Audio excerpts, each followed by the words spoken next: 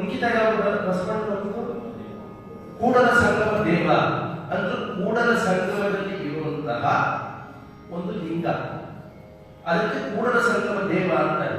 ಅದು ಸಾಕಾಗುವ ನಿರಾಕಾರವ ಹಾಗಾದ್ರೆ?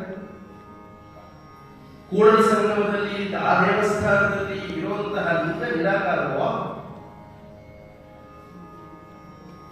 ಒಂದ್ ವೇಳೆ ನಿರಾಕಾರ ಪ್ರತಿಪಾದನೆಯೇ ಬಸವಣ್ಣನ ಉದ್ದೇಶ ಆಗ್ತದೆ, ದೇವ ಅಂತ ಹೇಳಿದ್ರೆ ಸಾಕಾಗಿತ್ತು, ಕೂಡಲ ಸಂಗಮ ದೇವ ಅಂತ ಯಾಕೆ ಹೇಳ್ತಾರೆ?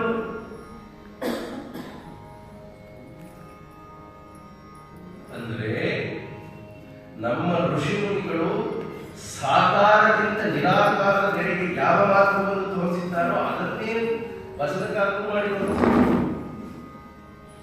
ಮುಂದಿನ ವಚನಗಳಲ್ಲಿ ಇನ್ನೂ ಸುಸ್ಪಷ್ಟವಾಗುತ್ತೆ. ಬಸವಣ್ಣನವರಿಗೆ ಸಗುಣ ಸಾಕ್ಷಾತ್ಕಾರ ಆಗಿರುವಂತಹ ವಚನ ಇದು ಮುಂದಿದೆ, ಅದು ಮುಂದೆ ಹೇಳ್ತೀನಿ ಆ ವಚನವನ್ನು. ಹೀಗೆ ಇವತ್ತಿನ ವಿಷಯ ಏನು ಅಂತಂದ್ರೆ, ವೇದ ಪ್ರತಿಪಾದ್ಯವಾದದ್ದನ್ನೇ ವಚನಗಳು ಹೇಳಿರೋದ್ರಿಂದ ಈ ಎರಡರಲ್ಲೂ ಭೇದವಿಲ್ಲ.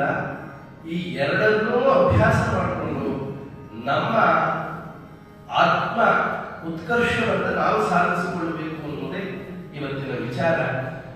ಈಗ ಅಲ್ಲಮ ಪ್ರಭುಗಳ ಒಂದು ಅದ್ಭುತವಾದಂತಹ ವಚನ, ಆ ವಚನದಿಂದ ಈ ಕಾರ್ಯಕ್ರಮವನ್ನು ಪ್ರಾರಂಭ ಮಾಡ್ತಾ ಇದ್ದೇವೆ.